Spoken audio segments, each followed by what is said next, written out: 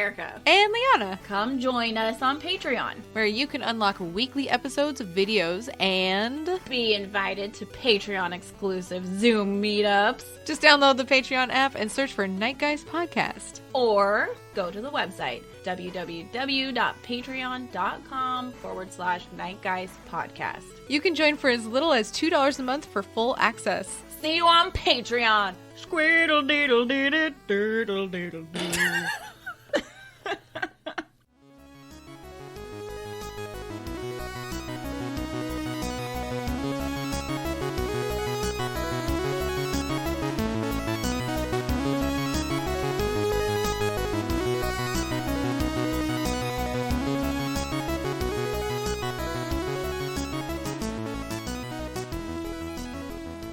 Hello, it's Dracula. And it's Liana. This is the Night Guys Podcast. Join us bi-weekly to cover weird and spooky stuff, supernatural, extraterrestrial, cryptid, culty, true crime. We'll cover it all with delirium. Delirium. That's a beer, right? Delirium tremens. On it? Yes. Cool. Mm-hmm. Good job. As she finishes her glass of wine. My glass of wine. Speaking of, what? We need to do that what we were talking about last week. Yeah, last week. When I had to really block that timeline in my mind. We gotta go to those wineries around here. I need a winery day so bad. We're gonna do a winery day, guys, at some point. I think we check in for a minute before. And then we check out, like on video, and then we go to the next one and we check in. We check out. I think we were talking about this on Patreon. So. Yeah. Yeah. We discovered a few wineries, and also there's one that's called the Matrix Winery, and I mean... Happy birthday, Keanu. It was your birthday last week. Oh, yeah. Glorious. It was a celebrated day. A day of great feasting. Still waiting for that Matrix 4 trailer. What's going on, guys? Waiting. I don't like waiting. I don't either. It's très rude. I'm so mad. When we were driving up to camp or whatever, I read Matrix trailer was unveiled or whatever at CinemaCon, I think it's called. So, people who were there got to see it. Ooh, exclusive. And then the article went on to say, whenever they unveil those trailers, it's always like within 24 hours they release it to everybody else. And then they didn't. And then I saw another article when 24 hours passed. I was like, oh, this is not normal. They're making people wait. And I'm like, boo. Why? This is the one I want to see. Maybe because they're going to release the trailer and then be like, surprise, the movie's ready. I hope so. I'm tired of waiting. Then I will rent out the movie theater and sit my ass right in the back row like I always do, even if no one's there.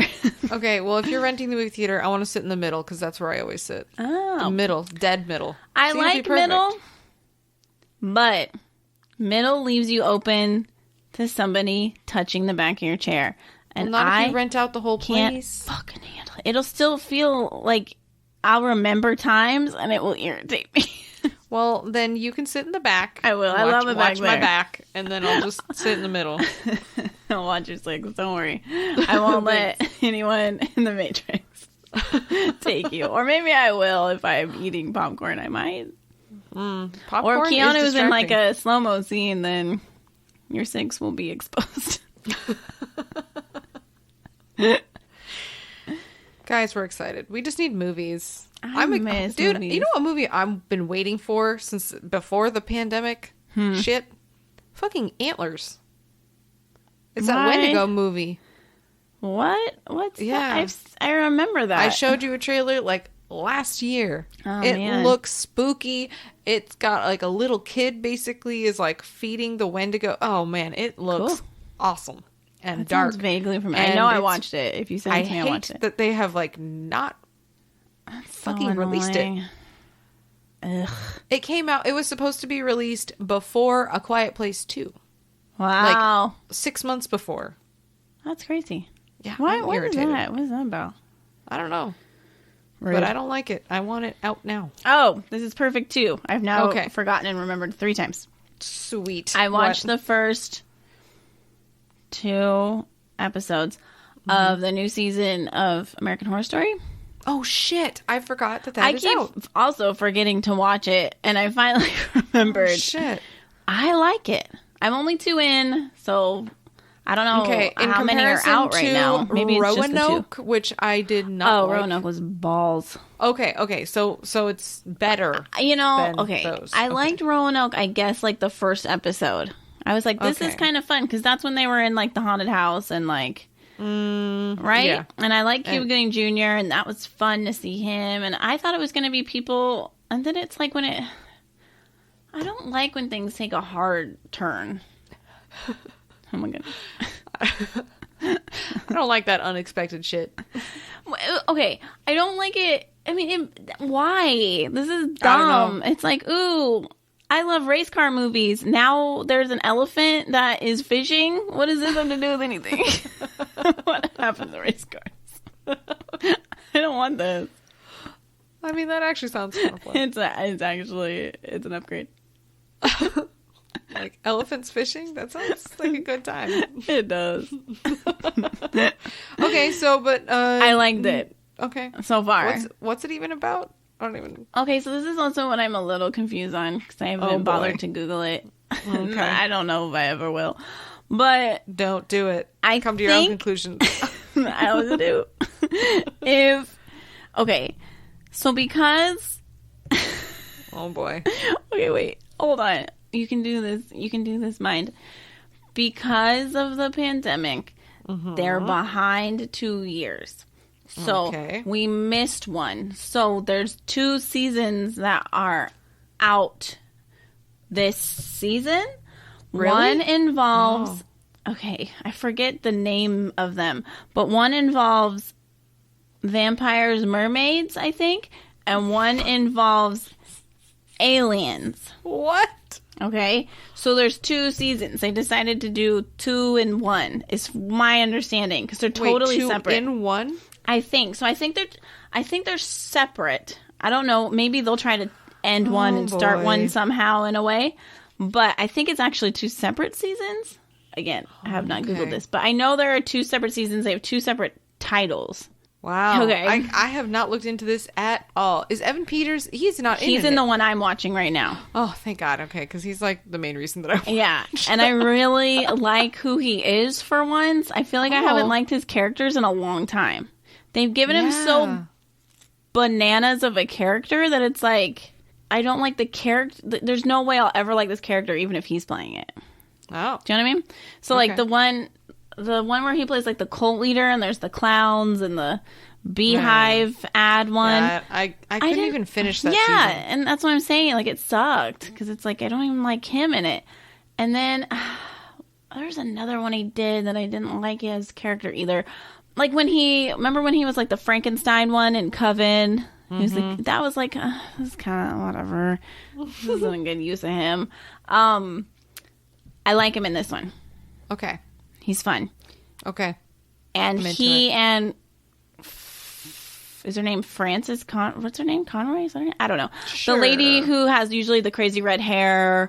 She's always extravagant, cool outfits. Him and her are kind of like friends. So they're in the scenes all the time together so far. Okay. Which I like. They're fun. They karaoke together, which I really like. Aww. Yeah.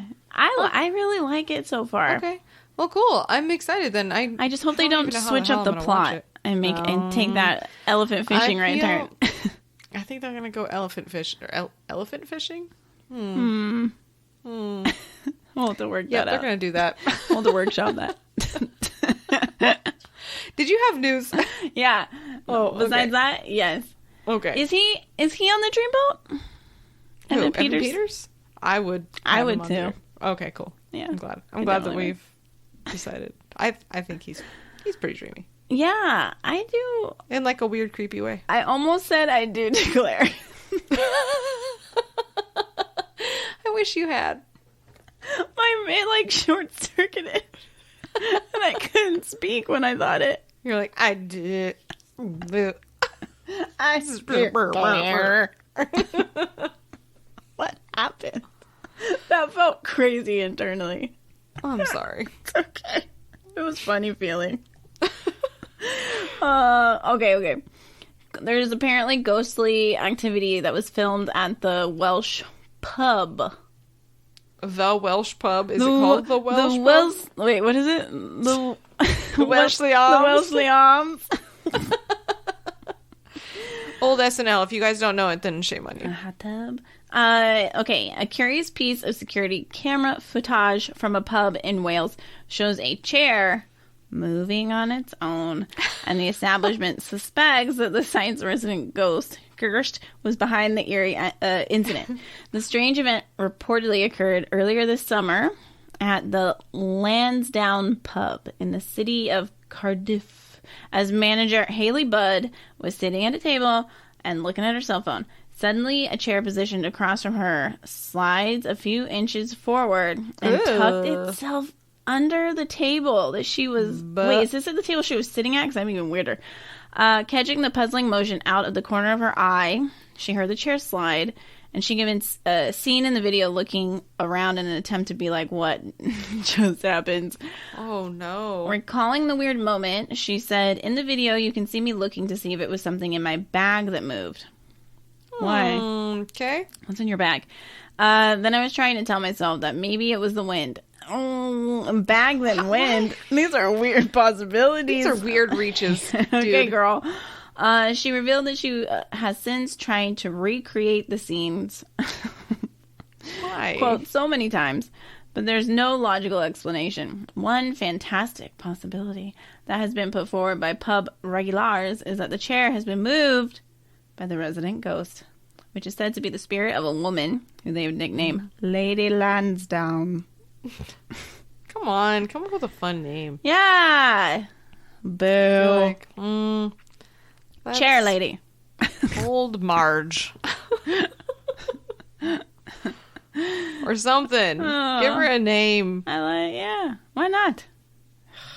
Lady Lansdowne. But maybe it is good. Lady Marge Lansdowne. Now it's better. Fixed. Having worked at the location for 8 years, she indicated that she has noticed what might best be described as paranormal activity. Though the suspected ghost has never done anything that's a cause for concern, she clearly just wants to make herself known. While the manager said that she is not particularly frightened by the spirit, some of her staff have expressed a different perspective, as they have apparently warned her that they will leave the job if they encounter the ghost while they are working. I hope Lady Lansdowne takes into consideration that people are going to bounce, because I don't want to be short-staffed. What's your take on spooky footage, everyone? Okay, let's see. Do you want to see it? Sure. Do you want to see a chair being put back where it should be in the first place? Scoodled into its new home. Okay, here's Miss Budd sitting at her table, scrolling. It is at the table she's sitting at. Oh! And it's definitely not her footies. Oh. It's not her footies. She's like, what the fuck? Oh, I see why she thought it was her purse. Because it's right, her purse is by the chair. Maybe she thought it shifted. Oh. Because her legs didn't even move at all. Oh, because I was watching only her legs. Oh, like, hoping to see that. Wow, it got pulled toward her. Oh, and then it shows like a chalkboard at the bar moving. I guess that's like another thing that's happened. Okay. That's See, I was totally ready to crazy. debunk this and be like, I saw her leg move, or I saw her foot twitch. She didn't move. No, she didn't. And she's full into the scrolling. That's weird. Mm-hmm. You know what's kind of fun about how the chair moves is it's like one little... if I push in a chair when I'm getting up, every time I push a chair, it always like... like I never do like a solid, nice slide. No. This did a nice, solid slide. Interesting. That in itself is supernatural. Oh my goodness. Because you can't do it. Nope, can't. We'll always catch on something. Ghost knows her business. Her bar business. I believe it. I believe you, Haley Budd. I stand with you. Bud. Cute. Okay. Apparently, also, there are plans for a 400 billion new city in the American desert. $400 billion new city? Mm-hmm. Okay, I was like, 400 billion what? Monies. It's in the desert, though? Yeah, let's see Uninterested. what desert we're talking about. I do not want to live in the desert. Nope. Okay. So some billionaire, Mark Lohr, outlined his vision for a 5 million person, that's too many people, new city in America. Some world-famous architect is designing this shit they just unveiled, but he needs someone to build it. It's going to be $400 billion. But what desert? All right. The former Walmart executive last week, unveiled plans for Tolosa, a sustainable metropolis he hopes to create from scratch. It's 150,000 acres. It's eco-friendly architecture, sustainable energy, drought-resistant water system. Yeah, but you have to pipe water there if it's in the desert. Let's see. The rest of it, fine, but you're still pulling water from somewhere else. And half the United States is in a massive drought right now anyway, so this is derm. Shit, I clicked something wrong. Okay. I'm back. You're right. Okay. 15-minute city design, so anyone getting to work, school, whatever, it can only ever take a quarter-hour commute from their homes. Oh, so... Okay, scouting locations. The worker city. Yeah. Okay. No site, no place. Haven't found it. People are scouting. Okay. Possible places, Nevada, Utah, Idaho, Arizona, Texas are on the possible list. Yeah, I'm curious as to where they plan on getting all this water from to build their city, because places like Phoenix are already like mad running out of water. Yeah, Arizona, all that. Yeah. Well, okay. Residential buildings are covered with greenery. And imagine residents enjoy abundant open space. Fossil fuel-powered vehicles are banned in the city. Autonomous vehicles are pictured traveling down sunlit streets alongside scooters and pedestrians. Yeah, get your scooters out of here. Okay. Another image depicts a skyscraper dubbed Equitism Tower, which is described as a beacon for the city. It's where you do your cult stuff. The building features elevated water storage, aeroponic farms, and an energy-producing photovoltaic roof that will allow it to share and distribute all it produces. Like, all of the power stuff, very cool. I'm into it. But, okay, the buildings are going to be covered in greenery. How are they going to water it? Where are they getting that water from? Water doesn't just, like... I don't know. Produce... It doesn't just get produced in the desert. This is... Fool. I'm trying to see if they talk about it anywhere. I just don't know, buddy. Go back to your Walmartness. He's like, I can't. I quit. I retired. I made too many billions of dollars. I just decided to do something else. I'm bored. I'll visit. It's interesting. I'll get on a scooter and hang out. Good with the desert. I don't need to go back. I don't like... I mean, aliens are there, so... I don't know why you would go. I don't need it. I'll visit. Jungle. I'll go there and drink at their bar. Their eco bar. Go. I'll find a way to make it uneco-y. Uneco-y. Oh, well... Speaking of aliens, should we move on? Yes. To our main subject? Sexy. So, there's two cases I think we should talk about today. The 1948 Aztec, New Mexico UFO crash, and we also want to talk about the Falcon Lake incident. Which one do you want to talk about first? Should we talk about Aztec first? Sure. Okay. So this happened on March 25th, 1948. I'm getting this information from Think About It docs. I've never heard of those when I've been to it. I haven't either. I like how they categorize it at the top. Yeah, they've like given a full categorization of everything, like date, starting time, number of objects, none. 1. Shape of object. Urban or rural. Rural. Saucer shape craft. In the HINET classification, they call this a close encounter 2, which is the observation of an object in close proximity to the witness where physical traces are left or felt. You know, he would be somebody I would want to talk to. If you could, like, have dinner with people, I would want him. Mr. Hynek. Oh, okay. I was like... Mr. Project Blue Book himself. Mm-hmm. Oh, sure. That would be pretty cool to talk to him. That'd be neat. Mm-hmm. I'd be into it.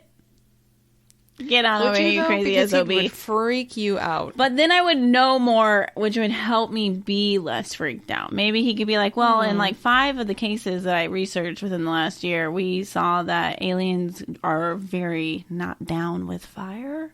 And I'd be like, thank you, Mr. Hynek. One moment while I make a few notes. I was going to say, you are going to be the reason that we have like interstellar war. Great. As long as I know how to win it. No. Let's go. We don't have to start it. I'll finish it. Exactly. Start and finish. I'll do them both. America. USA. Oh, yeah, USA. It's so fun to chant after everything. I know.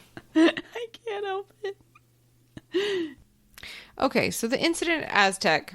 It says next to the so-called Roswell incident of July 1947. That's rude. I know. I think they're just saying so-called because they just call it the Roswell incident, not trying to say like because it's fake. It. Okay. It's because real and we need to be worried. Well, okay, this UFO crash that we're talking about today, so next to Roswell being dissected, promoted, and discredited, this is the other one that has been dissected, promoted, and discredited. Yeah. This has happened in New Mexico, 1948, in Aztec. Right after Roswell. Mm-hmm. So maybe they were going for like a recovery mission. Yeah, to get the one that was still alive, they were keeping in the Area 51. Yeah, they were like, oh, we got to go to New Mexico. And then they're like, Joey back. Shit, my friends, Joey went to different state shit. Oh my God, that scared me. A giant moth just flew at my window. Like, Mothman. No. Okay. He's telling us something's going to happen. Oh, buddy. So according to the information related to the author Frank Scully in the late 1940s and subsequently published in his best-selling 1950 book Behind the Flying Saucers. Gross. I want in front of. I don't want behind it. With the stick with fire. A number of on. Incidents in 1947 and 1948 had led to U.S. authorities recovering the wreckage of 4 alien spacecraft and no fewer than 34 alien bodies. That is so many. That's a lot. All of which were being studied under... That's bigger than my class in elementary school. That is disgusting. Ew, alien bodies. I don't even want to hear that. Just say aliens. I don't need to physically, in my mind, recreate bodies. Well, their whole body. Yeah. They were being studied under the cover of the utmost secrecy at various defense establishments in the United States. Gross. So as Frank Scully was willing to admit, the bulk of his information come from 2 sources. Silas Mason Newton, described in a 1941 FBI report as a wholly unethical businessman. Great. And one Dr. G, the name given to protect 8 scientists, all of whom had supposedly divulged various details of the crashes to Newton and Scully. So according to Scully's sources, one such UFO was found in Hart Canyon near the town of Aztec in March 1948. Located in the spectacular Four Corners area. Have you ever been to Four Corners? No. Is that where all the tips touch?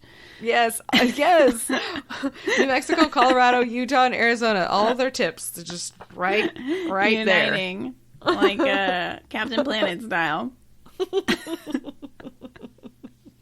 Is that what happens there? Yes. Yes, of course. Great. Mm-hmm. So Aztec is about 180 miles northwest of Albuquerque and 300 miles southwest of Denver. So it's like middle of nowhere, really. Mm-hmm. Surrounded on 3 sides by Indian reservations, Navajo, Ute, and Apache. Is it Ute? Sorry, I'm going to pronounce I would have said it wrong. like you did, but... Okay. I don't know where I've heard it said that way. Sandstone mesas are overshadowing these river valleys, snow-covered peaks of the San Juans. There's just like crazy, beautiful topography everywhere. Oh my goodness. So, yes, I'm going with big words right now. Love it. I think my drops are finally kicking in. Love It's it. been about an hour. Oh my God, stop getting all flowery about the area around this place. Oh my Jesus. goodness. It's getting really annoying. They're just It they just is. keep They're painting describing some colorful oh my God. adjectives. Yeah. Okay, so the town is home to the famous It's really pretty. We get Aztec it. Ruins National Monument, a 12th century 450-room pueblo ancestral to the modern pueblo communities in New Mexico. But what of the most controversial aspect of the town's history? Gross. It's aliens. According 34 to the bodies story, worth. the Aztec Gross. saucer had crashed. It was located essentially intact by elements of the U.S. military that gained access to the object via a fractured porthole. Oh my God. My goodness. So there were windows on this little thing. Inside were found the I bodies hate of... those reports. I hate those reports, dude. They are... No. I looked up and saw the spacecraft, and there's a porthole, and I could see it walking around driving. Get out of here with that. I don't need... That's like how a kid would draw it. Get out. Inside were found the bodies of no fewer than 16 small, human-like creatures, all slightly charred and undoubtedly dead. Oh my Fire. God. They don't like fire. You were right. The UFO was then dismantled and transferred along with the bodies of the crew to Wright Air Base in Dayton, Ohio for further study. Okay. Do you want to keep going? No, but I will. The time of its release. Oh my goodness. Oh my. Scully's book caused a Trey sensation. In 1952 and 53, however, J.P. Kahn, who was a reporter that previously worked for the San Francisco Chronicle, published 2 detailed exposés which cast doubt on the claims of Newton and Dr. G. Okay, rude, but fine. Yet, as the passing years have only gone to show, the Aztec UFO crash refuses to roll over and die. Because it's not faked. Yeah, it's real. And again, we need to prepare. Indeed, it has gone on to spawn a whole industry. In 1974, Professor John Spencer Carr revealed that he had in his possession what was deemed to be credible info relating to this case, including testimony from a U.S. Air Force officer who was allegedly involved in the UFO retrieval. Okay. Nice. A year later, the event was once again demolished, this time by one Mike McClellan in persuasive paper titled The UFO Crash of 1948 is a Hoax. Wow. Bury the lead. Not. Okay, bud. Guess I don't have to read it. Yeah, okay. Next article. In view of this, how can he know that? He wasn't there. I know. I love how You the can't people say are that like, without a doubt. I read some reports and I've decided it's a hoax. It was like, a hoax. okay, bro. Yep. You can't. Okay. Rude. In view of this, it came as something of a surprise in 1987 when researcher William Steinman published the book. He published his book. Mr. McClellan only had a persuasive paper. He published the book UFO Crash at Aztec, in which he asserted that the incident did occur and that Frank Scully's book was in essence factually correct. And just to compound things further, following the release of the Steinman book, Fate magazine reported that the book draws on speculation, rumor, unnamed informants, and unbridled paranoia to defend and elaborate on the original story. Wow. Interesting. Wow. I've been hearing, and by hearing I mean reading in books, a lot about this Fate magazine. I keep meaning to look it up and see if it's still being published, because it's like in the book, the Dogman, heavily Monsters Among Us? Dogman book that I gave you, but not all Dogman. A lot of it's referenced a lot in that, and another book by the same author. There's a lot of the magazine sounds really fun. It's got all these cool accounts in it from people who write in, I guess. I don't know if it's still in publication though. Here we see the major problems with the Aztec story. Okay. Aliens are not fireproof. Okay. That's the main problem. They could never be charged. Both Newton and Gebauer were at best dubious con men. How come? Scully published their testimony without question, and Steinman looked at the affair from the perspective of a believer. As a result, the story remains unresolved even after more than half a century has passed. Oh. Did a UFO crash to Earth in the harsh deserts of New Mexico? Yes, probably. We're fucked. There's aliens everywhere. Stop this. Were diminutive alien bodies recovered at the crash site? Yes. And they burn. Good. Was the incident successfully concealed by the military? Always. And then they have the men in black. Mm-hmm. And they make sure. They threaten you and your family, and they give you a payout. Don't speak of it. We kill you. Okay. Here's a new Ford truck. Enjoy your life. Were the key players in the story all that they appeared to be? Probably. No one has anything to gain from this bullshit. Seriously, that's what I don't get. Is that when why? people like, come that's out why they're with all this information, anonymous. And what kills me is that when people like say like Liana, say that this is real, like that, but my reputation's on the line. Yeah, and a lot of these people have careers that they've spent way too much time on and to like get to where they are, and they finally made it, and no. And even if they don't, even if you're like just have a trust fund, you don't have to work and life's grand, you still don't want people bothering you and your family or you. Mm-hmm. That's annoying. No. Mm-hmm. I don't get it. Okay, so we're switching sources because that source is really long and like a little too involved. Too many names. We'll all get lost. It's terrible. To what end? Exactly. What do we need these names for? It happened. I think it did. So this case has been really interesting because it's gone back and forth being a hoax, not a hoax, not a hoax. But yeah, I mean, like the craft was said to be 99 feet long. The guy, Frank Scully, had his two sources who told him about this incident and then, said the military covered it up, blah, blah, blah, for secret research. Scully wrote that the crashed UFO, along with other flying saucers captured by the government, came from Venus and worked on Venusians. Worked on magnetic principles. I know. So according to him, the inhabitants stocked concentrated food wafers and heavy water, quote, what? For Are drinking these words purposes. you're speaking to me? Wait. And every dimension of the craft was, quote, divisible by 9. What is happening? I don't know. Heavy water? As opposed to light water? Maybe it's like really solid water that's like a jelly. Dense? Like, I'm thinking like Jell-O water. And then it's not water? But maybe it's like... Like, is it frozen? Scientific makeup is water only, though. But it just happens to be solid. But not ice. No, but not ice. I don't know about any of these things. Well, a science writer, Martin Gardner, criticized this guy's story as full of, quote, heavy imaginings water. and scientific howlers.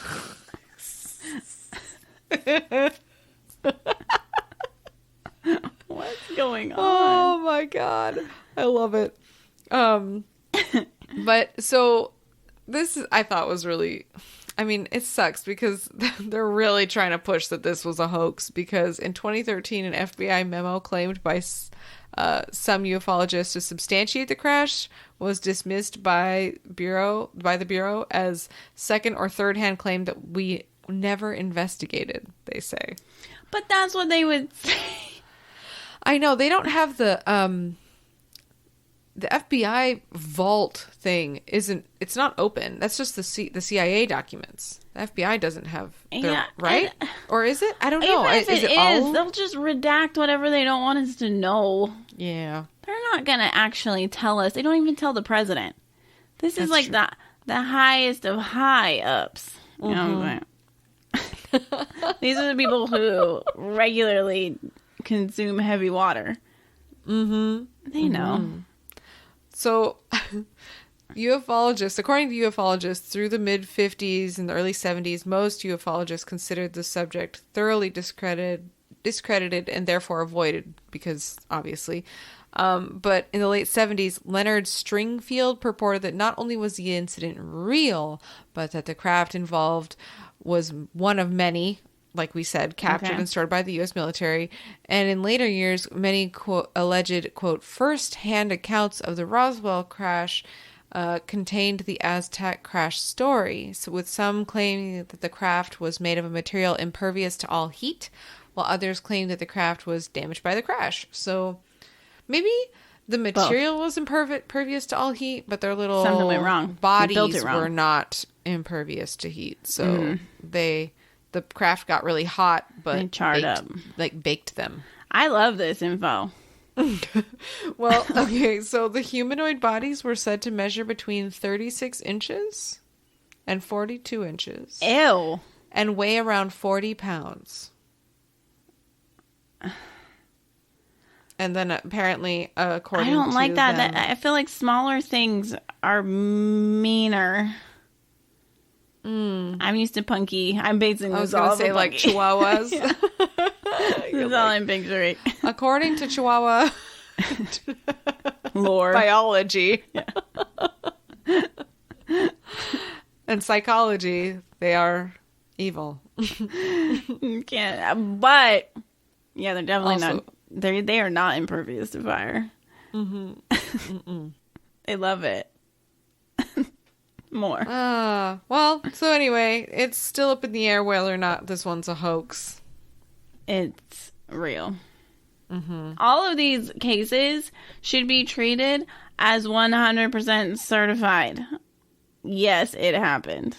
Because then you're more prepared. We must take this serious. Okay. We must be ready to kill them. Well, this story might freak you out, but I want you to click on the link now, because we're going to talk about the Falcon Lake incident. This one I think is way more interesting. Okay. But I need you to click on the link and see the picture that goes along with it. Liana wouldn't let me. Oh my god. This is the best. Who drew this? I don't know. Artwork by Seth Heinrichs. Shout out to Seth. Your drawings are legit. He looks like he's on an imaginary tightrope. He's on a walkabout with a UFO. Doesn't it look like there should be a wire underneath him? And he's got his onesie tights on.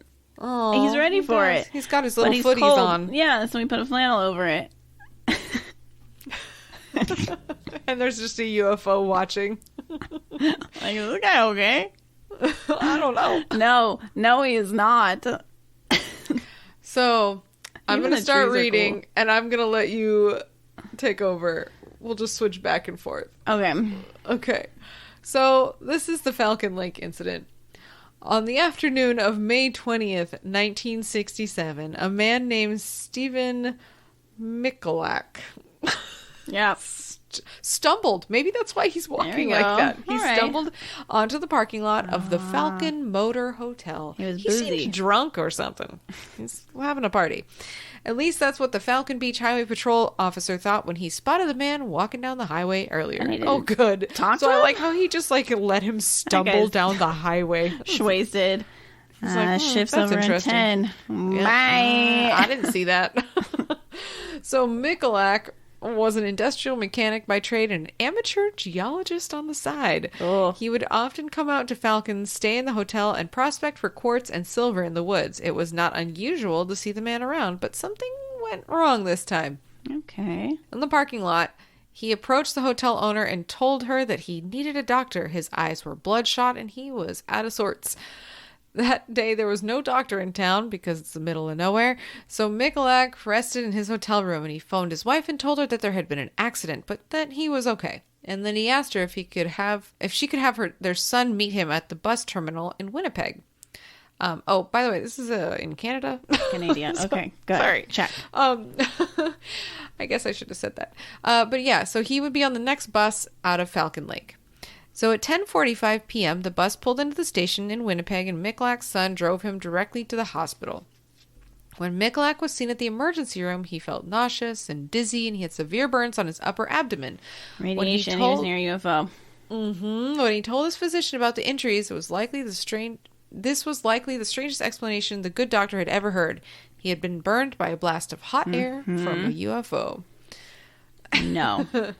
I've heard this one too many times. This story would eventually make its way to almost every encyclopedia of UFO encounters and become the topic of an episode of Unsolved Mystery. Cool. So, do you want to... I'm going to let you read. So, he had been in the woods near Falcon Lake across the highway from the town site, chipping away at a quartz vein. He looked up, saw two oval objects in the sky, glowing in intense scarlet. Yum. The objects sunk toward the ground, keeping a constant distance between them, weirdly operating like a single unit, until one stopped and hovered. Your favorite. Gross. The other ship continued to the ground, eventually coming to land quite near where Michalak knelt, minding his own business. What I don't get is why he was still kneeling while this was happening. He's like, there's probably a big ass piece of quartz, and he was like, I don't want you stealing it. Come here once a year. Leave me alone. Maybe their UFOs are powered by quartz and they need it. That makes a lot of sense. It does. I wonder if UFOs are like seen near like quartz. What am I trying to say? Like deposits or something. Must Google. The craft still in the air ascended and disappeared. In dead silence, that's not good. It left its twin twin. I don't like that. On a flat section of Precambrian rock, still kneeling with a pick hammer in hand. Michalak watched through the protective goggles on his FOSS. The scarlet red of the craft faded to a stainless steel sheen, and he noticed an open hatch on the side of the craft. Ooh. A lozenge-shaped opening. That is real weird. About 2 feet by 3 feet in size. Okay, not big. Not huge. Okay. Warm air came off the craft in gusts. That's that radiation, probably. Each wave wafting the smell of sulfur. Not good. It's so interesting how sulfur is involved with Bigfoot, demons, and aliens. Makes me think that they're all actually related, and that gives me a real Matrix-y vibe. Where, like... And fairies. Yeah. Oh, God. What if they're just glitches in the Matrix? I think... That stresses me out more than they're the same thing. I think a lot of it is probably... It's either spirits or aliens, or both, and they, like, possess the same way of shape-shifting, maybe. And so they regionally appear what will make more sense to those who are seeing them. So, like, I'm going to be a Bigfoot now, or I'm going to be a fairy, or I'm going to be whatever. I don't know. It's weird though. Everyone always smells sulfur for all the things, not just demons. It's concerning. A tiny electric motor world, which I'm getting angry at. I hate it. Air hissed lightly, but mostly it was quiet out there in the woods. Just a man in goggles and a parked UFO. Okay. He scanned the hull for identifying decals, perhaps of the U.S. Air Force. Light poured out of the upper circle of the craft, flooding the ground with purple. It was so bright that it outshone the midday sun. And I don't know why I was thinking this was happening in the evening. And it always is. So I pictured that. When he looked away, his vision was obscured by bright spots. He stood and moved closer. Within 60 feet, he listened. There were voices? He held his breath and strained to hear. From inside the craft came two voices, one with a high pitch, higher pitch than the other. Okay. Gross. They sounded human enough, although they were muffled. He couldn't make out what they were saying. Okay, Yankee boys having trouble, he said aloud. What? He did the icebreaker? Come on. Out. And we'll see what we can do about it. What are you doing, Steven? You goggle nerd. Falcon Lake isn't far from the American border, and these were the Cold War days. There were all kinds of military, secret-y, spooky things going on. No reply from the craft. He took some steps closer, kind of hesitated, then legit walked right up to the hatch and peered inside. What is wrong with him? Tons of lights everywhere, focused beams shining across the interior.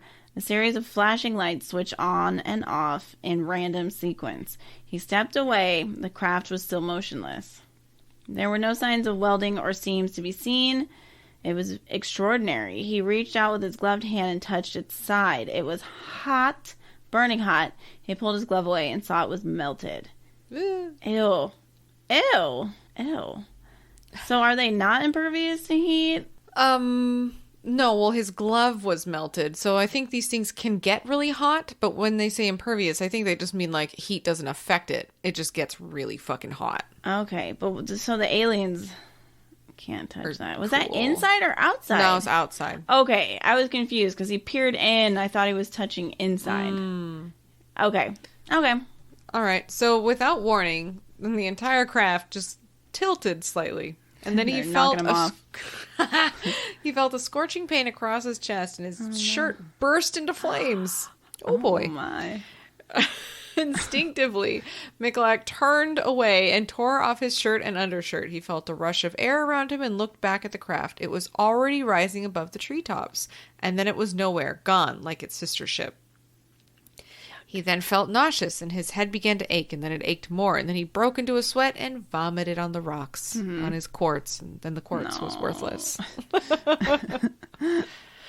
He covered himself with his light jacket and started through the brush towards town. Something was wrong with him. The dots in his vision returned, pink dots imprinted over everything he saw. He vomited again and fought to remain conscious as the headache pounded in his skull. He felt burning on his chest. Red marks appeared. His jacket irritated the sores on his abdomen as he moved through the woods. When he finally reached the highway, he flagged down a police officer, the one who reported his apparent drunkenness. Eventually... He flagged him down? That's horrible. Yeah, Canada. And like how the cops cool. Nah. No. Eventually, Michalak made it back to the hotel parking lot on his own steam, where we began his story. Or this story. This whole thing does not sound likely, but according to archived Royal Canadian Mounted Police documents, this went from a case of too many wobbly pops to a full-blown UFO hunt by police, army, and Air Force. New band name. Wobbly Pops? That's great. Too Many Wobbly Pops is a great band Definitely at least a song on the CD. CD? That's what we listen to. You heard me. On the mini disc. Ooh. So locals all remember the military helicopters overhead that spring. An Air Force chopper with a crew of 7 soldiers and 2 RCMP officers landed on the golf course one evening. They had spent the day making passes over the woods. The next day, a Canadian Army helicopter joined the search. They combed the area with teams on the ground and in the air. They found some landmarks that Michalak had described, but nothing more. His instructions were too vague. Leave him alone. So many wobbly pops. According to Michalak's physician, he had been too sick to participate in the initial days of the search. He hadn't been able to eat solid foods since the incident and had dropped 13 pounds. Probably losing all his hair and shit, too. But Not 2 good. RCMP officers drove back to Winnipeg that night and knocked on his door. The pair convinced him to come out to Falcon Lake with them the next morning. Poor guy. Well, I don't know. It'd be kind of cool to ride in an army helicopter. So they took him up in the army helicopter, but nothing looked familiar from above. He didn't do much better with the ground team, so after dark, they drove him back to Winnipeg. After dropping him off at the house, the officers turned around and drove the 2 hours back to Falcon Lake to regroup with the military. In the evening of one of the search days, there was a gathering in the hotel lounge with some official-looking folks. The hotel owner was curious and asked where they were all from. One of the men said he was with NASA. The helicopters in the sky continued for a 4th day. By this time, there were 2 other foreign groups leading their own investigations. The head of the UFO project for the United States government was around, as well as the members of the American group ARPO, the Aerial Phenomena Research APRO. That's what it's supposed to be. I was like, yeah, they did that Aerial backwards. Phenomena Research Organization, which at the time had a large staff consulting PhD scientists. So locals weren't really sure what to make of it all. It was an outrageous sounding report. Some guy wandered into the woods and been burned by the exhaust of a UFO. Could it really be extraterrestrials? Mm-hmm, Erica, what do you think? Yes. Maybe was it the Russians? Maybe. They're in cahoots. Or just an elaborate hoax. No. Was he just a wacko who burned himself with a barbecue? Maybe. No. But it could not be denied. But how dare you insult Steve in this way? I know, but it could not be denied that there were helicopters thumping in the air and things that were getting weird out of Falcon Lake. How expensive that shit is for them to bring all that out for days? Oh my God. Seriously. No, this isn't... Stop. Yeah. Stop it. Yeah. That's rude. Mm-hmm. Should we... I can keep going. I think so. Yep. I just read this sentence and I was like, hold on, guys, this is a weird one. A fun thing to do in the area at the time was to go to the garbage dump in the evening to watch the bears. This is why I hesitated to keep reading. One night, a server from the hotel was out on a date with her boyfriend doing just that. Hold up. Love it. Let's go on a date to the dump, guys. Babs, I want to go see the bears at the dump. I love you. I'll take you to the dump. Love you. Happy anniversary, boo-boo. Going to the dump. Old dumpski. Tonight we're going to see 3 bears. I know it.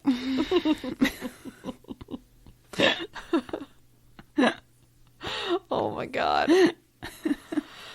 Oh. So stupid. Okay, what else? I love it, though. I'd go. On the drive home from a romantic time at the dump, they saw a silver object up above. Shooting star, babe. It appeared out of nowhere and followed them. Gross. The boyfriend stepped on the gas and flew down the road back to somewhere safe in town. The server lived in the staff accommodations at the hotel and was so shaken that she would not come out of her room in the morning. Sometime later, a son of the hotel owners, young Steve Busick? I don't know. Got a phone call from his friends, brothers, Bob and Bill. Double B's. They told him they could hear an electronic sound coming from the woods. Ew! Near Penguin Resort where they lived. Steve returned the phone to its cradle and walked down the road to the Penguin Resort. It was completely dark. When he came around the bend down the final hill to Bob and Bill's, he could hear it loud and clear. Beep, beep, beep. The sound pulsed from the trees. The 3 boys lit their flashlights and ventured into the woods. Go in the daytime. That is when you're like, okay, great, I hear it. Bye. The source of the sound. You have to go do it in the daytime. You have to. The source of the sound seemed to move around them. It was right in front of them. Yuck. Then behind them. Then somewhere completely different altogether. Beep, beep, beep. When the sun rose the next day, young Steve talked with Ed Schindler, a local trapper who was a friend of his father's, and something of an expert on many subjects. Vague and broad. Steve told him about the electronic beeping in the forest. Ed straight up laughed. You dum-dum. He said he believed them about the beeping and said it was the call of the saw-whet owl. Now I have to look this up. Gotta do it. Well, that's one mystery solved. Anywho, as for Stephen, an undated letter from the Department of National Defense summarizes without a satisfying conclusion. Quote, both the D&D and RCMP investigation teams were unable to provide evidence which would dispute old Steve Malakabubu's story. Left to our imaginations is what made them so interesting in the first place. He's telling you the truth. No one's faking these crazy radiation burns that he has, that he's vomiting from. Stop. Yeah, that sounds horrible. Okay, let's listen to this little owl. Oh. Are they beep beeps? An owl? Hold on, I'm going to turn up my phone so everybody can hear. Gotta unplug it. Hold on. It's pulsating. It sounds like someone who's trying to learn how to play the flute and is just like, play one note. This note. I'm going to master this one note. Before I move on to note 2. Oh my god, that's the first cute. comment. How did I miss that? It brings me back to my days of grade school recorder practice. Yeah, 100%. I'm gonna listen to it again. Hold on, just because it makes me laugh.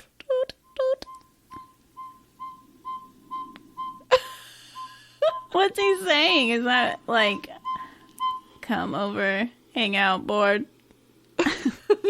Doot, doot. You think it's like Morse code? I hope so. Toot, toot, toot. Toot, toot, toot, toot, toot, toot. What if it was and we could understand him? Oh, he's really cute. Oh, I believe it. No such thing as an ugly owl. No, owls are adorable. And I understand that owls have been mistaken for aliens and they can look really crazy when you see their cute little crazy legs. Still cute. He's so tiny. He is a little beep boop. He's a little beep beep. He's about the size of your palm. A little boop. Oh, I like him. Owls are cool. I love it. We like you, sir. Well, good day to you. So that's the Falcon Lake incident. I liked it. I do too. I think one day we should get that tattooed on us. Which what? The picture of the guy walking in his tightrope pants. His little footies. It'll be a fun tattoo to explain to people. People are like, Falcon Lake incident, you heard of it?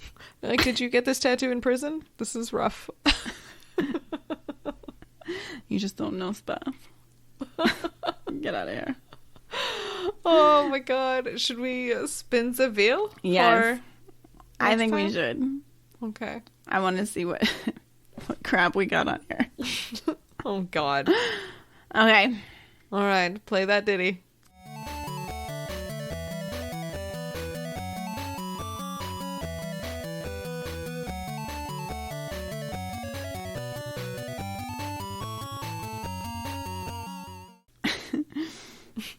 This sounds good. Oh god. It sounds good. It's probably horrible. Zombie Road, Missouri. What? Sounds great. Oh. Wait a second. I feel like we've talked about this before. Really? Maybe. I don't know. Zombie Road? I don't know. Well, we'll either find out that we have, and then we'll surprise you guys. Okay. Or, you know what? It'll be a surprise either way. Who am I kidding? Great. Surprises all around. Surprise are my favorite. We didn't even know it was on the wheel for a surprise. That's true. I didn't even realize that was there. Good. I like it. Go team. I like Go this. Team of surprise. Surprise team. Pretty surprise. Oh, guys, we hope you enjoyed learning about UFO cover-ups and stuff. And things. Yeah. And things. Believe they're all real. Wobbly pops.